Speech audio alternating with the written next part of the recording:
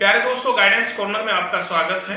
हमारे देश में पिछले सालों के डाटा के आधार पर हम ये कह सकते हैं कि लगभग 6 करोड़ लोग इनकम टैक्स फाइल सबमिट करते हैं। उनमें से लगभग 1.25 करोड़ लोग ऐसे हैं जिनकी इनकम 2.5 लाख रुपए से कम होती है और लगभग 4 करोड़ लोग ऐसे हैं जिनकी इनकम 2.5 लाख से लेकर 10 लाख के बीच में होती है।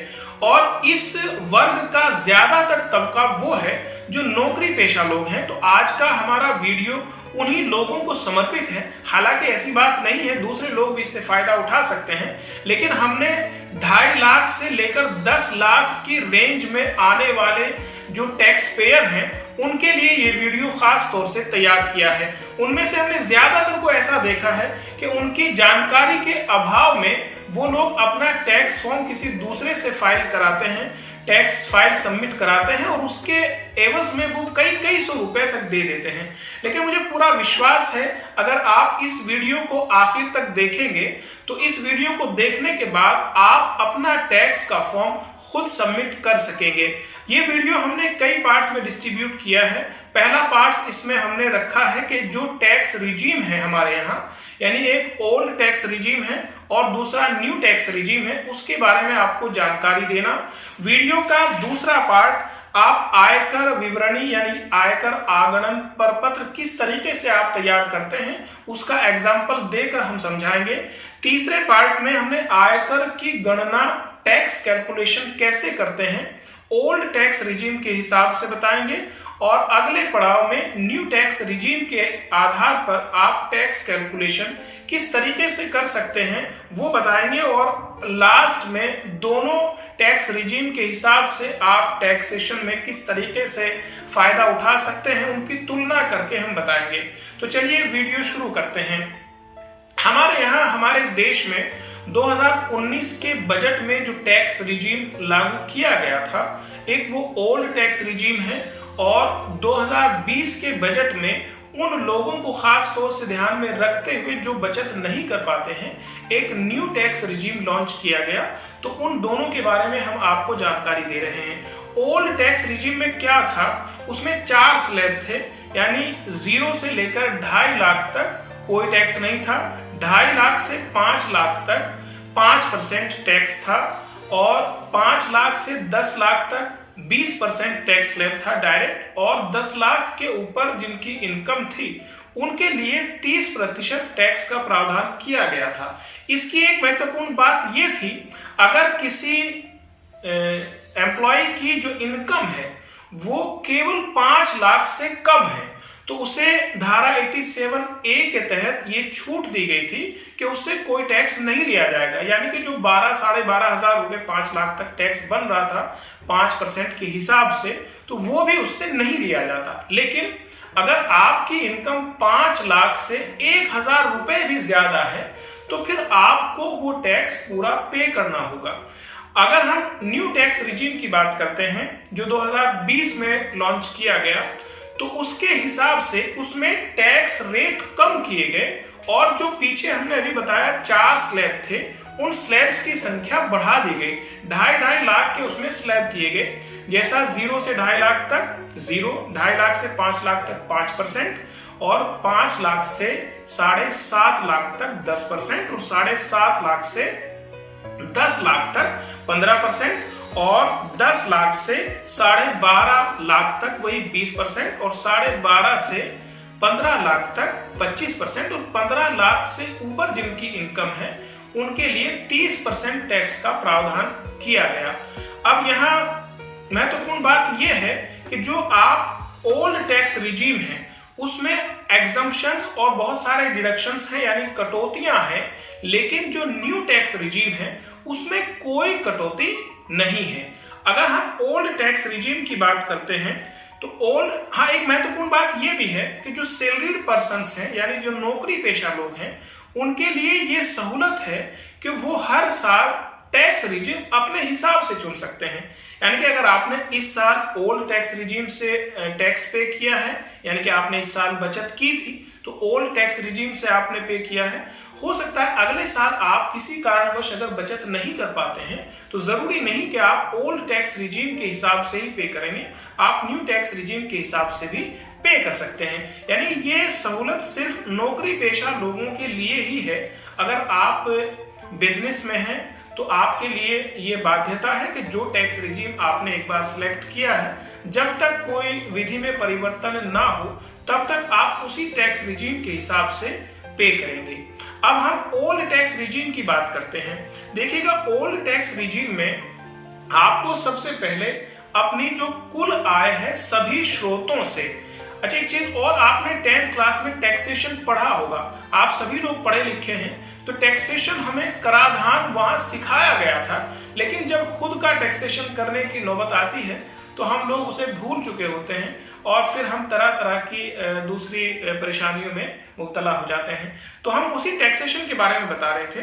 तो पहला जो ओल्ड टैक्स रिजीम के हिसाब से, सबसे पहले आप क्या करेंगे कि मार्च से लेकर मार्च 2021 से फरवरी 2022 तक सभी स्रोतों से जो भी आपकी कुल आय है उस आय को आप जोड़ लेंगे, यानी कि वो आपका सभी स्रोतों से कुल आय हो जाएगा। उसके बाद में एक स्टैंडर्ड डिडक्शन है, यानी मानक कटौती है, जो आपकी 50,000 रुपए रखी गई है। उस मानक कटौती को आप इसमें से कम कर देंगे। उसके बाद एचआरए भी होता है, एचआरए भी इसमें से कम किया जा सकता है, लेकिन एचआरए को कम करने के लिए आपको रेंट एग्रीमेंट या उसकी स्लिप की जरूरत होती है। तो अगर आप ये पेश करेंगे तो आपका एचआरए भी इसमें से कम हो जाएगा। और दो तरह के और भी होते हैं, एलटीए होता है, लीव ट्रेवल अलाउंस, जो लगभग 5,000 रुपए तक हो सकता है, और उसके अलावा एक professional tax and entertainment tax भी होता है, जो उसमें जो ये इसी में इंक्लूड हो जाएगा, उसमें से आप उसे कम कर देंगे। उसके बाद जो ये आएगी, ये आपकी कुल आय जो थी उसमें से डिडक्ट करने के बाद जो आय आई है उसमें से और भी डिडक्शंस होंगे। धारा 80C, यानी कि जो हमारे इनकम टैक्स एक्ट 1961 की जो विभिन्न धाराएं हैं, इसमें धारा 80 के अंतर्गत बहुत सारी, इसमें 80C से लेकर 80U तक हैं, बहुत सारे डिडक्शन से उसमें छूट दी गई है। तो उन्हीं के बारे में मैं आपको जानकारी दे रहा हूं। 80C में क्या होता है, इसमें आप 1.5 लाख तक की बचत कर सकते हैं, और इसमें जैसा पीपीएफ है, लाइफ इंश्योरेंस है, बच्चों की ट्यूशन फीस है 25,000 तक 2 बच्चों के लिए, और उसके अलावा एनएससी है, और उसके अलावा एफडी जो 5 साल की होती है वो है, या सुकन्या समृद्धि योजना में अगर आपने अपनी बच्ची का वो कराया है तो वो भी इसमें इंक्लूड हो जाता है। और इसमें 1.5 लाख रुपए तक आप बचत कर सकते हैं। तो जो आपकी ऊपर इनकम आई है उसमें से 1.5 लाख रुपए आप और कम कर देंगे अगर आपने यहाँ इन्वेस्ट किया है। उसके बाद और भी बहुत सारी बचत आप कर सकते हैं, जैसा 80D में क्या है, मेडिकल इंश्योरेंस है, और वो 25,000 रुपए तक मैक्सिमम आप ले सकते हैं। अगर आपके माता पिता 60 साल से ऊपर की आयु के आपके साथ में हैं तो उनके लिए ये जो इसकी लिमिट है वो 50,000 तक हो जाती है।